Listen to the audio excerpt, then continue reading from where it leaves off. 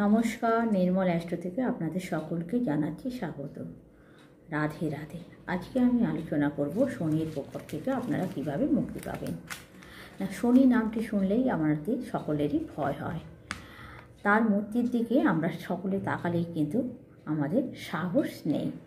তার দৃষ্টি যার উপর পড়ে তার আর রক্ষে নেই। শনি আমাদের জীবনের উত্থান পতনের মালিক। তিনি মহাগ্রহ। বক্রী হলে দুঃখের মাত্রা আরও বেড়ে যায়। কোনো মানুষই পূর্ণ সফলতা পায় না। তার মধ্যে সফল গুণ থাকলেও তার কদর কিন্তু হয় না। জন্মরাশি, মধ্যম রাশি আর তার পরের রাশি, অর্থাৎ আগে এবং পরের রাশি, এই তিনটি রাশি মিলিয়ে কিন্তু শনি 7.5 ফল দিয়ে থাকে। আমাদের জীবনে কিন্তু এই 7.5 আসবেই, এবং এই সময় শনি মানুষকে পিউরিফাই করে এবং তাকে সফলতার দিকে নিয়ে যায়। এই শনির 7.5 আবার অনেকে কিন্তু দুঃখদায়ক, কষ্টদায়ক তৈরি করে, জীবনটাকে দুঃখে পরিপূর্ণ করে তোলে। আবার এই শনি যদি তুঙ্গি হয় তাহলে মানুষের রাজযোগের ফল পেয়ে থাকে, ভিখারিও রাজা হয়ে যায়। আশ্চর্যের বিষয় হলো, যারা শনি মহারাজের কৃপা পায় তারাও, আর যারা রোষানলের মধ্যে পড়ে তারাও সকলেই একইভাবে শনি দেবতাকে ভয় পায়। কেন শনিকে ভয় পায় এবং এই ভয় থেকে কি মুক্তি, তার উপায় নিয়ে আজকে বলবো। প্রথমেই আমাদের আগে জানা দরকার শনির স্বরূপ কী। শনি হচ্ছে বৃদ্ধকারক গ্রহ, অর্থাৎ শনি হচ্ছে পুরুষ গ্রহ। এটাকে বৃদ্ধ, তাই এটি ক্লীব গ্রহ বলা হয়। জাতির দিক থেকে শনিকে নৈসর্গ পাপগ্রহ বলা হয়ে থাকে। শনি অবস্থান করে দুটি রাশিতে, মকর এবং কুম্ভ রাশি। শনি উচ্চস্থ হয় 20 ডিগ্রি হচ্ছে তুলা রাশিতে এবং নিচস্থ হয় মেষ রাশিতে 20 ডিগ্রিতে।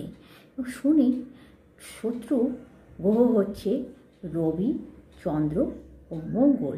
মিত্র গ্রহ হচ্ছে বুধ এবং শুক্র। বৃহস্পতি হলো সমগ্রহ। শনি তৃতীয়, সপ্তম এবং দশম স্থানে কিন্তু পূর্ণ দৃষ্টি দিয়ে থাকে, এবং শনি চতুর্থ এবং অষ্টম স্থানে ত্রিপাত দৃষ্টি দেয়। পঞ্চম এবং নবম স্থানে কিন্তু অর্ধ দৃষ্টি দিয়ে থাকে। শনির জন্ম কিন্তু রেবতী নক্ষত্রে।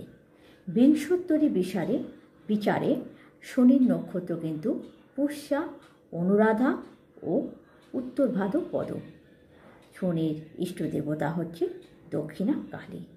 এই গেল শনির বিষয়। শনি যদি কারোর একমাত্র কারক গ্রহ, সফলতার কারক গ্রহ হয়ে থাকে, তাহলে কিন্তু এই শনি তাকে কিন্তু 69 বছর বয়সে সফলতা দেবে। অর্থাৎ সে জীবনের অর্ধেকটা অংশ পেরিয়ে আসার পরই সে সফলতা পাবে, কারণ শনি তার বৃদ্ধকারক গ্রহ, আর শনি বৃদ্ধাবস্থায় তার ফলাফল দিয়ে থাকবে। তাই কারোর যদি একমাত্র সফলতা কারক গ্রহ যদি শনি হয়ে থাকে, তাহলে কিন্তু তার অন্য উপায় নেই, সে একমাত্র তার বৃদ্ধ বয়সে সেই ফলাফলটাকে পেয়ে থাকে। শনি ছায়া, দেবী ছায়া জন্মগ্রহণ করেছে, গর্ভ থেকে জন্মগ্রহণ করেছে। শনি ধ্বংসাত্মক কারক। শনি মানুষকে দুরকমভাবেই ধ্বংস করে থাকে, অর্থাৎ শনি বিপরীতমুখী ধ্বংস করে থাকে। শনি আত্মাকে, আলো, অন্ধকারকে ধ্বংস করে আলোর দিকে নিয়ে যায়, অর্থাৎ আমাদের উন্মোচন করে।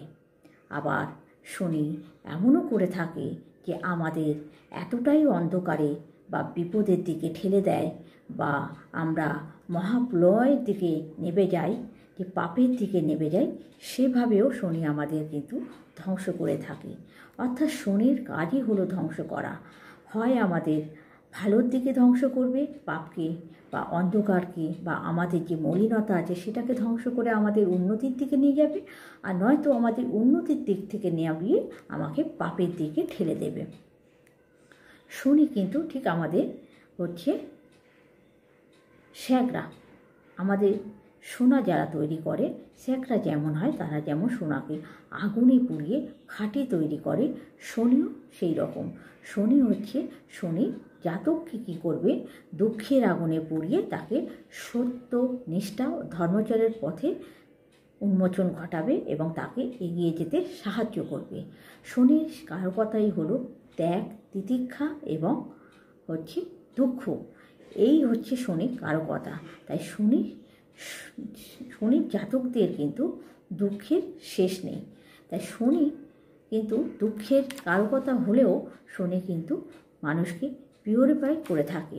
অর্থাৎ শনি খলনায়কের রূপ নিয়ে থাকলেও কিন্তু শনি মানুষকে পিউরিফাই করে জীবনের আধ্যাত্মিকতার দিকে এগিয়ে দেয় এবং সফলতার দিকে এগিয়ে দেয়। অর্থাৎ তাকে সত্য, নিষ্ঠা এই পথে থাকতে হবে। তাই শনি হচ্ছে কলিযুগের গ্রহ। তাহলে কি আমরা বলবো যে শনির হাত থেকে কি আমাদের তাহলে মুক্তি নেই? মুক্তি নিশ্চয়ই আসে। শনি হচ্ছে কলিযুগের দেবতা। তাই এই কলিযুগে কিন্তু শনি হচ্ছে, আমরা যদি রক্ষা কালী এবং কৃষ্ণের আরাধনা করি তাহলে কিন্তু শনি অনেকটাই তুষ্ট হয়। এছাড়াও আমরা অঞ্জন পুত্র হনুমানের যদি পাঠ করি, হনুমান চালিসা পড়ি, তাহলে কিন্তু শনি অনেকটাই প্রীত এবং আনন্দিত হয়। এর ফলে শনিকে অনেকটাই শান্ত করা যায়। এছাড়াও জ্যোতিষমতে কিন্তু আমরা যে নীলাভ যে বস্তুগুলো আছে, সে প্রাণী জগতের বস্তু হতে পারে বা জড় পদার্থ হতে পারে। যে সমস্ত নীলাভ জাতীয় পদার্থ বা জিনিস রয়েছে সেগুলোর মধ্যেও আমরা শনির প্রতিকার পেয়ে থাকি। এবার শনি গ্রহরত্নের সবচেয়ে বড় গ্রহরত্নটি হলো নীলা। তবে এই নীলা কিন্তু এমন একটি নীলা হতে হবে যেটা কিন্তু তার একটা সাদা দুধকে সেটাকে নীলে পরিণত করতে পারে। এই ধরনের নীলাই হচ্ছে একমাত্র শনি গ্রহের প্রতিকার। তবে এই নীলা কিন্তু সহজেই সকলেই ধারণ করতে পারে না বা সবার পক্ষে ধারণ করার ক্ষমতাও নেই। তাই এই নীলার পরিবর্তে জ্যোতিষশাস্ত্রে আমরা কখনো অস্বচ্ছ মণিদ্বীপ কিংবা সন্ধ্যামণি কিংবা বেরেল মূল এই দিয়ে থাকি। এর ফলে আমরা শনির এইভাবে প্রতিকার করে থাকি। তাই শনির প্রতিকারের জন্য যদি আপনারা এইগুলো প্রতিকার করতে পারেন এবং পথ্য হিসেবে যদি আপনারা রক্ষাকালী এবং হচ্ছে হনুমান চালিসা পাঠ করতে পারেন, তাহলে শনির প্রকোপ থেকেই অনেকাংশই আপনারা প্রতিকার পেতে পারেন। তবে বলে রাখি যে আমি শনির সমস্ত বিষয় নিয়ে আলোচনা করব। শনি কোন গ্রহে, কোন জায়গায়, কোন রাশিতে থাকলে কীরকম ফল দেয়, গোচরে শনি কোন গ্রহে কোন রাশিতে এলে কীরকম ফল দেবে, সমস্ত বিষয় নিয়ে। অর্থাৎ শনি যদি কোনো গ্রহের সঙ্গে একসঙ্গে থাকে তখন তারা কীরকম ফল দেবে, আমি সমস্ত বিষয় নিয়ে আলোচনা করব। যদি আপনাদের এই বিষয়গুলো যদি জানতে ইচ্ছে করে বা জানার ইচ্ছে থাকে তাহলে প্লিজ আমাকে সাবস্ক্রাইব করবেন এবং যদি আমার ভিডিওটি ভালো লেগে থাকে তাহলে একটা লাইক করবেন এবং যদি ভালো লেগে নাও থাকে, যদি আপনাদের কিছু মতামত থাকে তার জন্য আমাকে কমেন্ট করে জানাতে পারেন। তাহলে আমি সেই মতো নিজেকে তৈরি করব এবং আপনাদের সেইভাবে আমি বলতে আগ্রহী হব। নমস্কার, আপনারা সকলে ভালো থাকবেন, সুস্থ থাকবেন।